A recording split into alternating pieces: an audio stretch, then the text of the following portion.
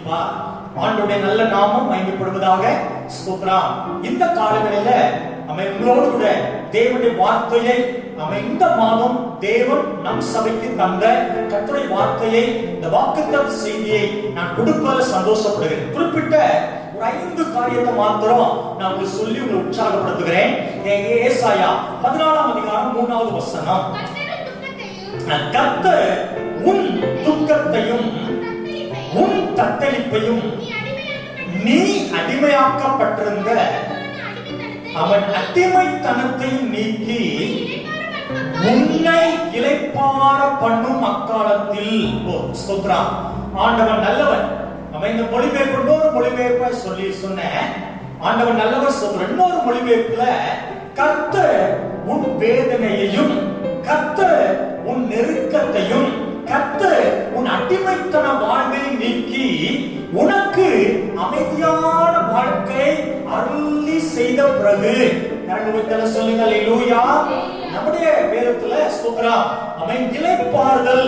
இன்னொரு மொழிபெயர்ப்புல அமைதியான வாழ்க்கை. கர்த்தருடைய பிள்ளைகளே, நம் ஆராதிக்கிற தேவன் நமக்கு ஒரு அமைதியான வாழ்க்கை தரணும்னு நினைக்கிறார். உலகத்தின் ஜனங்கள் எல்லாருமே ரொம்ப அமைதியா வாழணும். ஆஸ்பத்திரிக்கு போறோம், வியாதிஸ்தரை பார்க்கிறோம், நம்ம எப்படி யோசிக்கிறோம் தெரியுமா?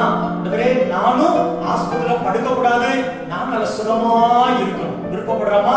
ஸ்தோத்திரம். பெரிய வீட்டுக்கு போறோம், இவங்களை போல பொருளாதாரத்துல நான் ஆசீர்வாதமா இருக்கணும் விருப்பப்படுறோம். தப்பே கிடையாது. நம்ம ஆராதிக்கிற தேவன் நமக்கு ஒரு அமைதியான வாழ்க்கை தருகிறார். என் ஜனங்கள் அமைதியான இடங்களில் தங்கும் என்று சொல்லி இருக்கிறார். கரங்களை உயர்த்தி சொல்லலாமா? அல்லேலூயா. யார் ஜனங்கள்? இல்லையனை கவனிங்க, இல்லையனை பாருங்க, இல்லையனை பாருங்க, பாருங்க. கரங்களை உயர்த்தி சொல்லுங்க அல்லேலூயா. என் ஜனங்கள் அமைதியான இடங்களில் தங்கும். அப்புறம் தேவன் அமைதியை விரும்புகிறார், அமைதியை தேவன் தருகிறார். அன்றைக்கு ஆதாம் ஏவாளை அமைதியான ஏதேன் தோட்டத்துல வச்சார். பகலின் குளிர்ச்சியான வேளையில ஆதாமோடு உலாவினார், எவரோடு பேசினார். ஆதாமே எங்கப்பா இருக்க? ஸ்தோத்திரம். டெய்லி என்ன பேசினாரும் தெரியல. கரண்ட ஒரு தலை சொல்லுங்க அல்லேலூயா. ஸ்தோத்திரம். டெய்லி எப்படி பார்ப்பீங்க? என்னது பேசினாருமே தெரியல. பேசக்கூடிய வாய்ப்பு இருந்தான்னு தெரியல. இப்போ நிறைய வாய்ப்பு இருக்குது. எந்த கடைக்கு போனீங்க, எந்த சேலை வாங்கினீங்க, எந்த நகை வாங்கினீங்க, ஸ்தோத்திரம் பண்ணவா இந்தியாவிலே இஸ்ரேலியா, நிறைய பேசலாம். ஆனா அந்த இடத்துல என்னதான் கர்த்தர் பேசினாரு ஆதாம் ஏவாள்னு தெரியல. ஆனா டெய்லி வருவாரு, அதனோட பேசுவாரு, ஏவாளோட பேசுவாரு. அவன் சந்தோஷமா நான் யோசிக்கிறேன், அவன் நம்ம அவ்வளவு அக்கறையுள்ள தேவன் டெய்லி வந்து அமைதியாய் வாழ வைத்து நல்லா பேசினார். அல்லேலூயா. கரங்களை உயர்த்தி சொல்லாமா? அல்லேலூயா. இந்த கரங்களை உயர்த்தி நல்லா உயர்த்தி சொல்லுங்க அல்லேலூயா. ஆண்டவருக்கு மகிமை. பாருங்க, அப்படின்னா ஆண்டவர் நம்ம அமைதியா வாழணும், தத்தளிப்போடு இல்ல.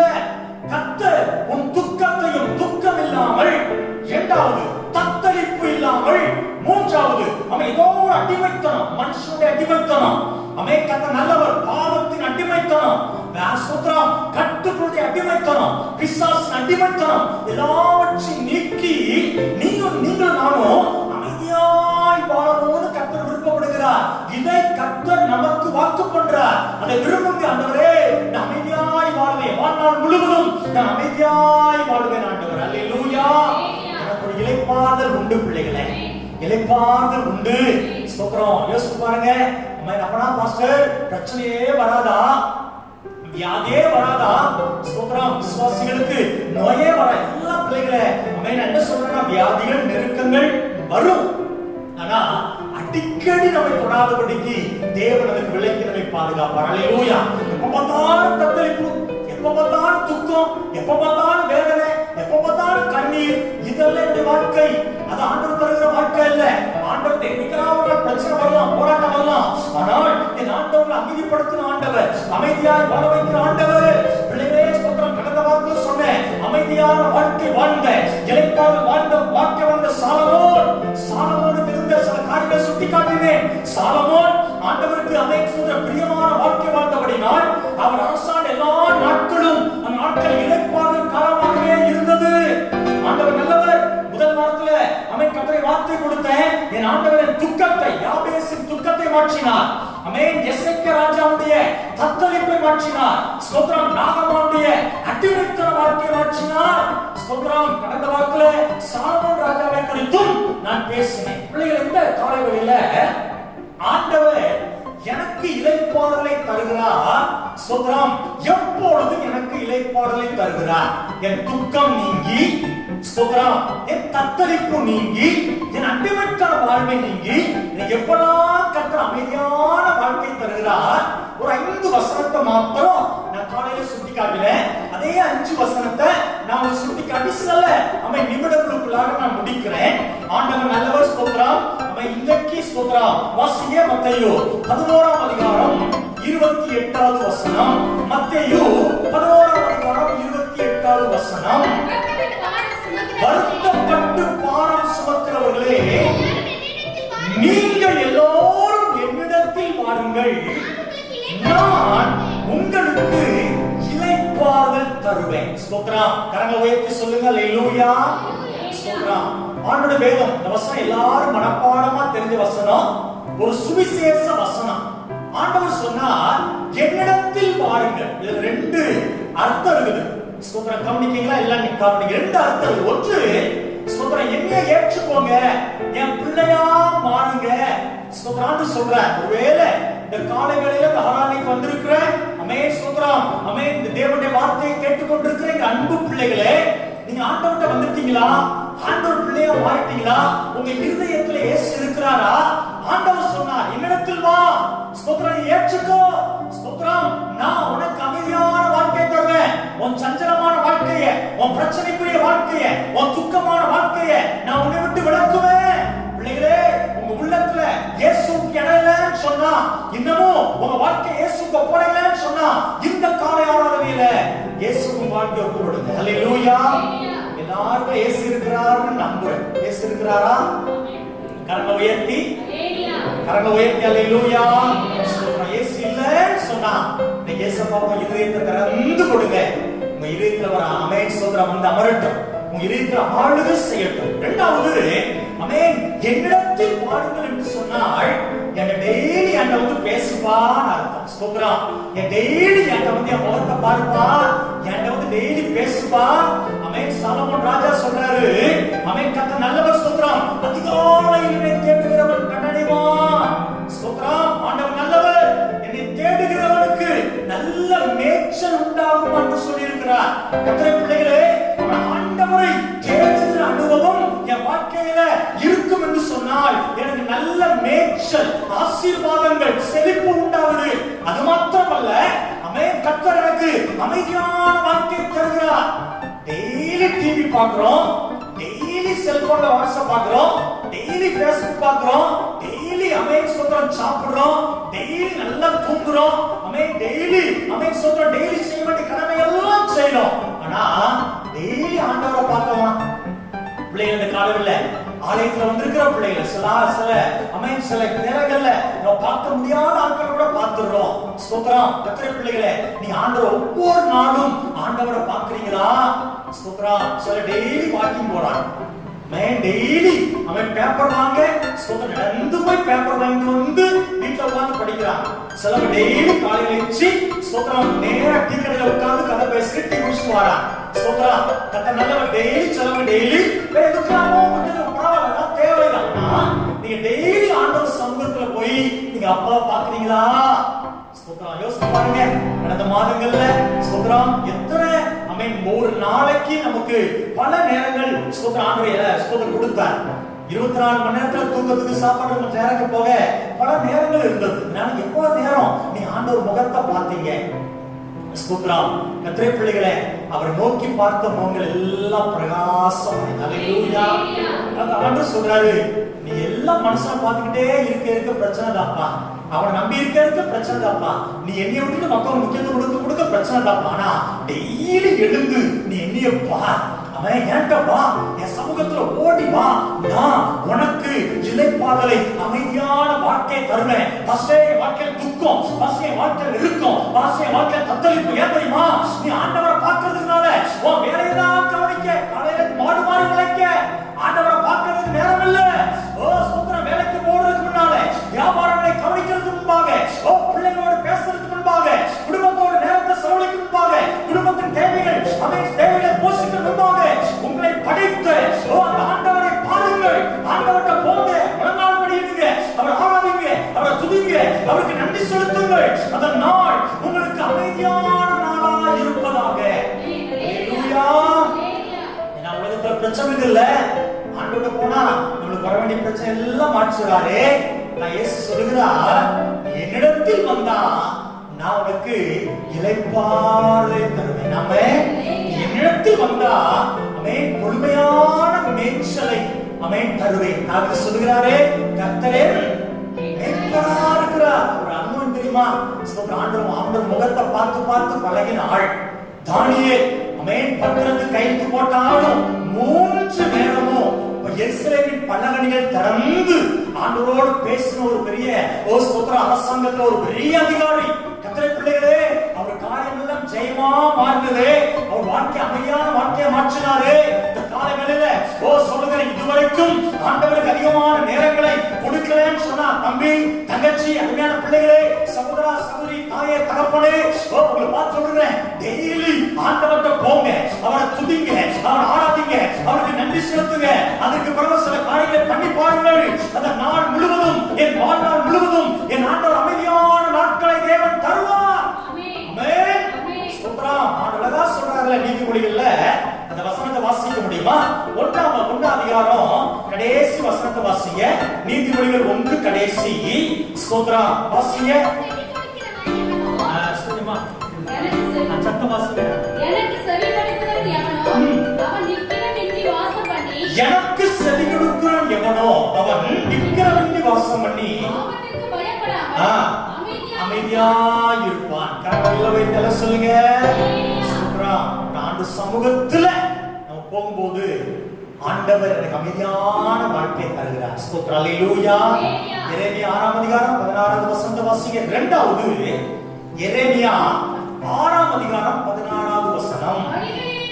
வழிகளிலே நின்று பூர்வ பாதைகள்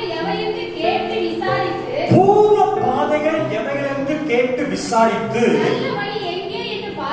நல்ல வழி எங்கே என்று பார்த்து அதிலே நடவுங்கள்.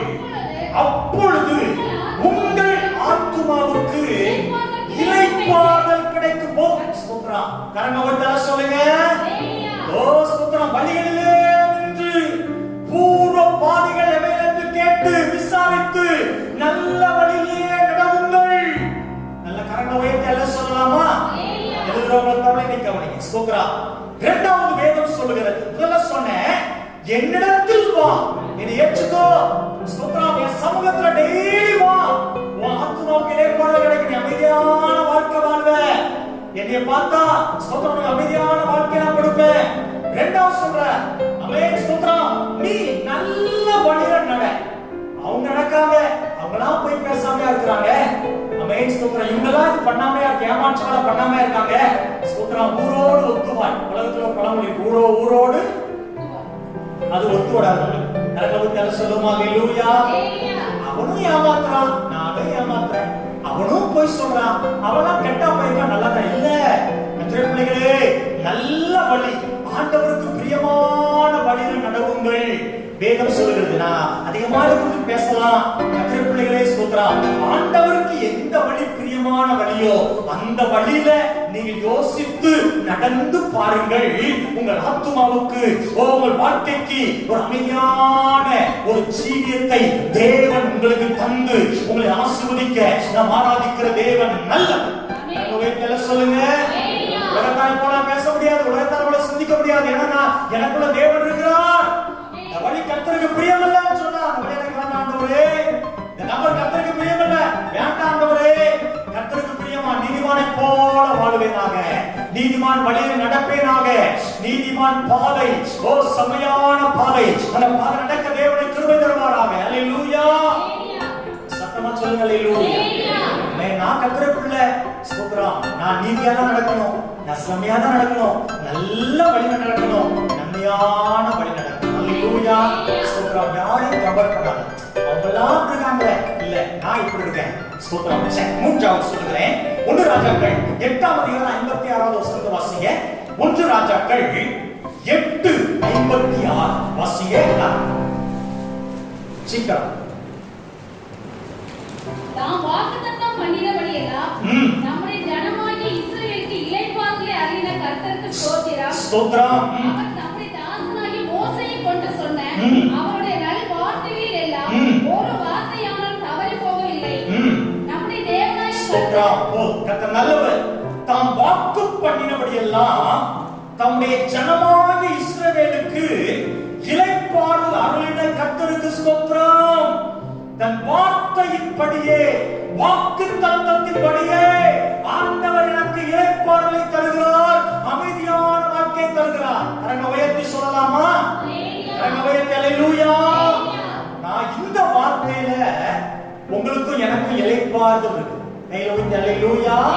ஸ்தோத்திரம். கர்த்தர் நல்லவர். அவன் நீர்க்கால்களின் ஓரமாய் நடப்பட்டு தன் காலத்தில் தன் கனியை தந்து இலை விடாதிருக்கிற மரத்தை போல இருப்பான். அவன் செய்வதெல்லாம் வாய்க்கும். எவன் செய்வதெல்லாம் வாய்க்கும். கர்த்தருடைய வேதத்தில் இரவும் பகலும் தியானமாய் இருக்கிற மனுஷன். அருமை பிள்ளைகளே, யோசித்து பாருங்க. இந்த வார்த்தையை வாசித்து தியானித்து இருதயத்துல பதித்து வைத்துக் கொண்டால் உங்க வாழ்க்கை அமைதியான வாழ்க்கையாய் மாறும். மகாத்மா காந்தி சொல்ற வேதத்துல ஸ்தோத்திரம். நம்ம இயேசு பேசின மலை பிரசங்கம், இந்த வார்த்தை எனக்கு ரொம்ப பிடிக்கும் அப்படிங்கிற என்ன சொல்லுங்க. அல்லேலூயா. அருமை பிள்ளைகளை யோசித்து பாருங்க.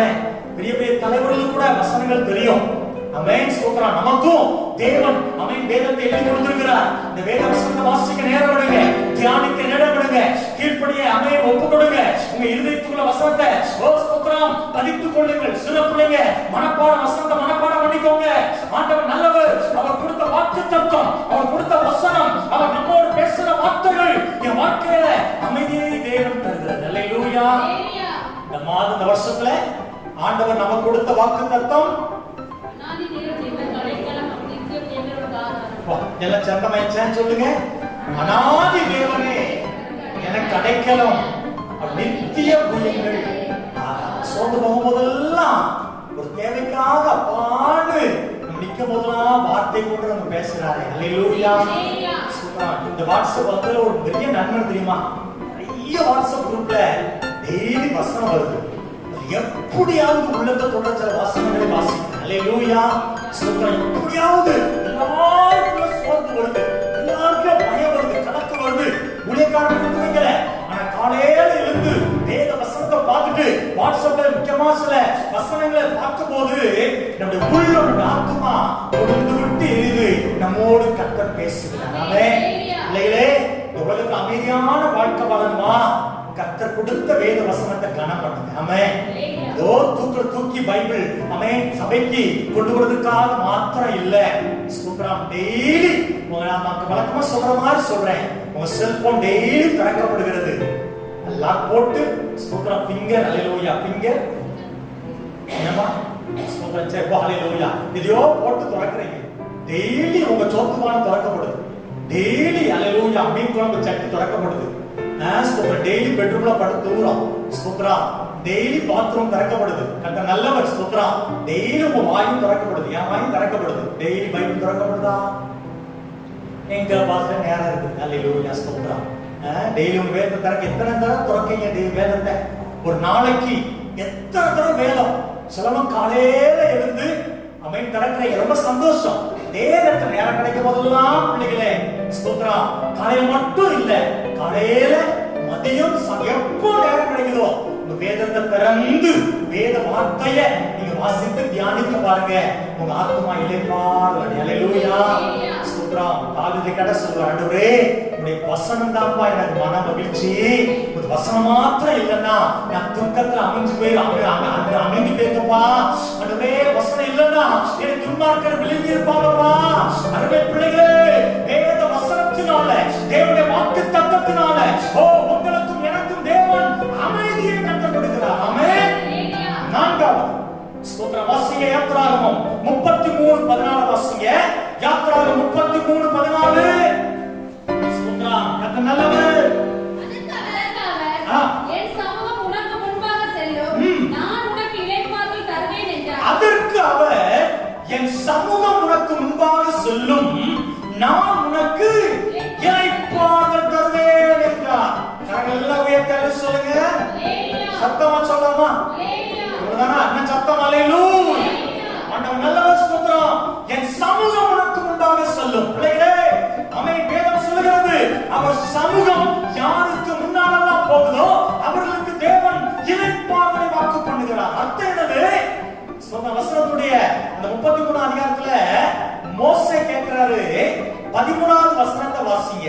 உம்முடைய கண்களில் இப்பொழுது எனக்கு கிருபை கிடைத்தாலும் நான் உம்மை அறிவதற்கும் உம்முடைய கண்களில் எனக்கு கிருபை கிடைப்பதற்கும் உம்முடைய வழி எனக்கு அறிவியோ. உம்முடைய வழியை எனக்கு அறிவியும்.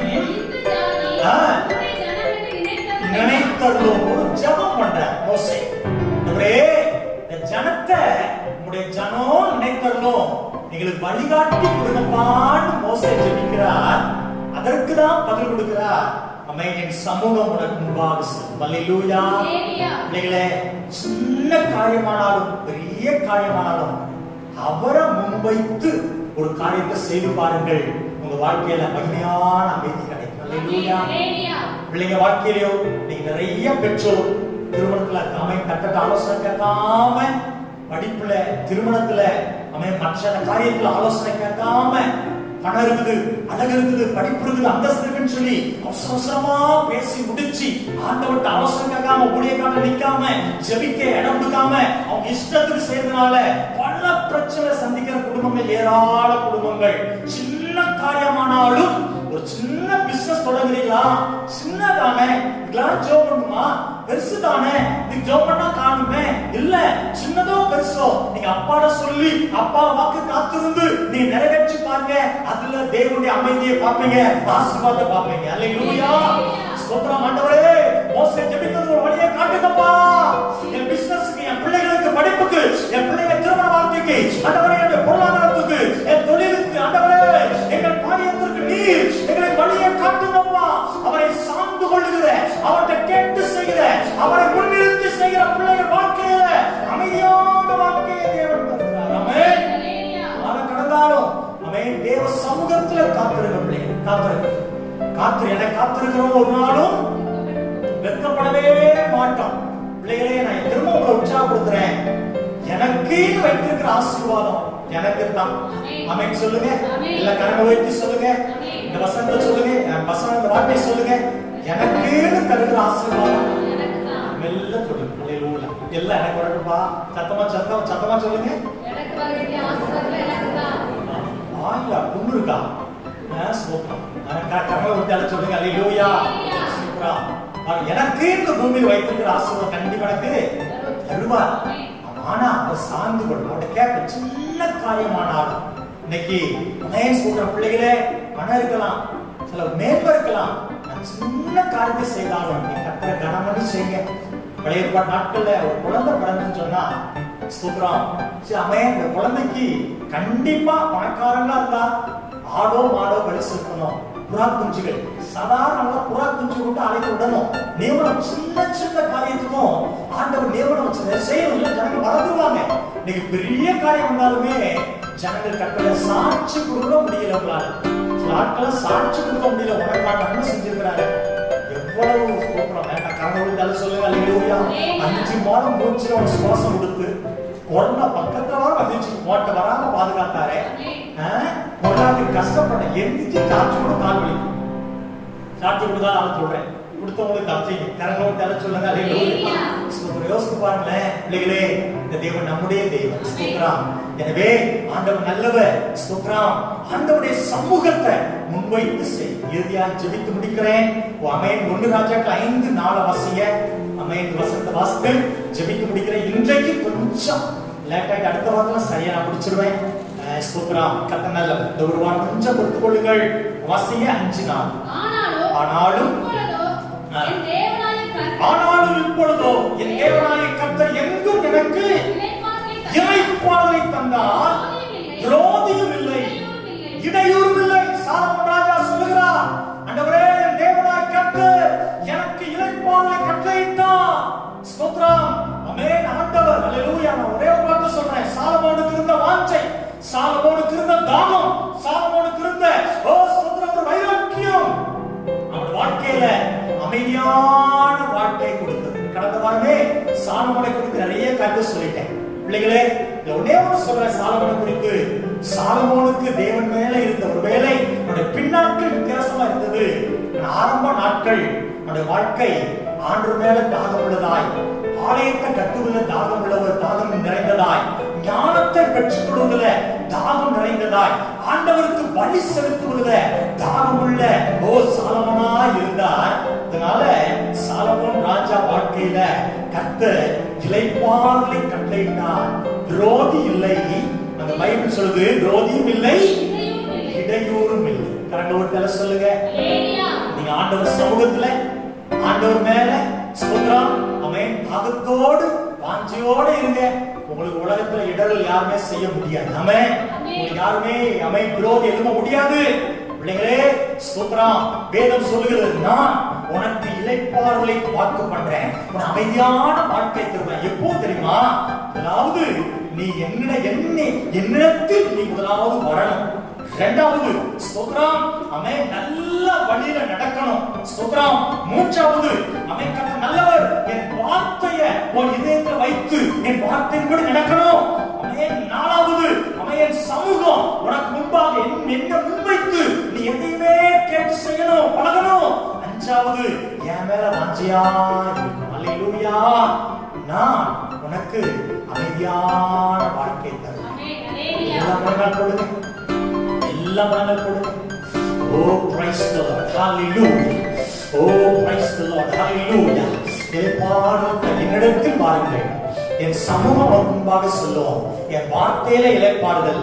ஓ நல்ல வழியில நடந்தா இளைப்பாறுதல். தாகத்தோடு வாஞ்சியோடு கூட இருந்தா இளைப்பாறுதல். ஹalleluya.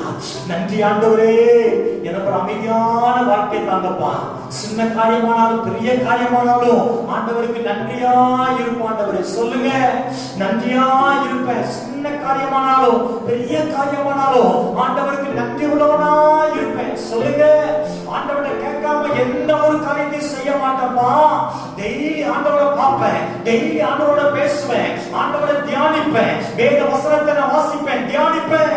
ஓ ஆண்டவர் மேல வைராக்கியமாய் வாஞ்சையா இருப்பேன்.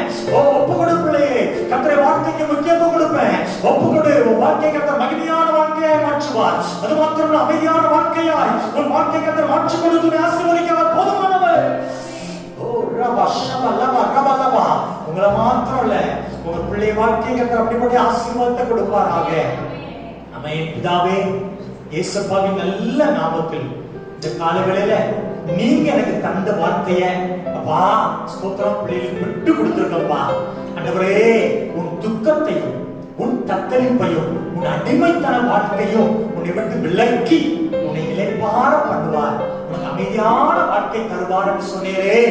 அமைதியா வாழணும்னு சொன்னா ஒரு 5 காரியங்களை நீங்க கற்பித்து கொடுத்த அன்புக்காக ஸ்தோத்திரம். இந்த 5 காரியத்தையும் நீங்க வாழ்க்கை நிறைவேற்ற எங்கள் ஆண்டவர் எங்களுக்கு கிருபை தர வேண்டும்படி ஜெபிக்கிறோம். அந்த சிறு பிள்ளைகள், அந்த பெரியவர்கள், குடும்பமாய் தனித்தனியா எல்லாரையும் ஆசீர்வதிங்கப்பா. ஆண்டவரே, இந்த நாள்ல அப்பா ஸ்தோத்திரம், சில மாதங்களுக்கு பிறகு இந்த வார சபையில வந்து கர்த்தரை ஆராதிக்க, சபையில வந்து சாட்சி கொடுக்க, சபையில தேவனுடைய வார்த்தை கேட்க கிருபை தந்தீரே, உமக்கு நன்றி. தொடர்ந்து சூழப்பட ஆராதனை, தொடர்ந்து மாலை ஆராதனை எனக்கு ஆசீர்வாதமா இருக்கட்டும். வரவேண்டிய எல்லா பிள்ளைகளையும் கொண்டு வந்து ஆராதிக்க வைங்கப்பா. டெய்லி உபவாச ஜெபத்தை ஆசீர்வதித்து தாங்க. கிருபையின் கரத்தில் அர்ப்பணிக்கிறோம். இயேசு கிறிஸ்துவின் நல்ல நாமத்தில் தாழ்மையோடு ஜெபிக்கிறோம் எங்கள் நல்ல பிதாவே. ஆத்துமாவே முழுமே பரிசுத்த நாமத்தை ஸ்தோத்திரி. ஆத்துமாவே கர்த்தரை ஸ்தோத்திரி. ஆமென். ஆண்டவராகிய இயேசு கிறிஸ்துவின் கிருபை, பிதாவுடைய அன்பு, பரிசுத்த ஆவியின் ஐக்கியம், சிநேகம், பாதுகாப்பு, கிருபை நம் அனைவரோடு ஆண்டவராகிய இயேசு கிறிஸ்து வருகை வரைக்கும் என்றென்றைக்கும் நிலைத்திருப்பதாக. எல்லாரும் ஆமென் சொல்லுங்கள். ஆமென். God bless you.